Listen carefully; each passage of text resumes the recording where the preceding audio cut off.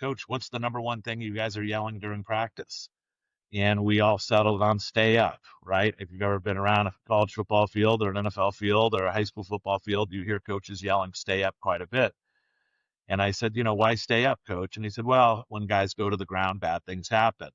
And I remember saying, well, if I had $1 for every coach that's ever said that, I wouldn't be here. Like, what specifically bad happens?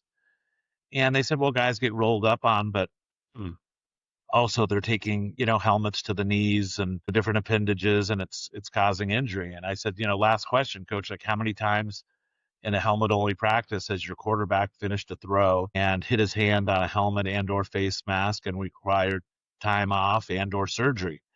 And the coach said countless. And I remember saying, Coach, I guess my last question is, doesn't it seem a little counterintuitive to you that the most dangerous piece of equipment you own, you wear on days with no protection from it? And I think that's kind of that aha moment. And they looked at me and said, like, how fast can we get him here?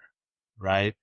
In this case, it was an NFL program, and the quarterback had, had a lot of those injuries, and they had lost a lot of people in non-padded practices, and it just, the timing seemed to be right. And so early adoption came at the highest level.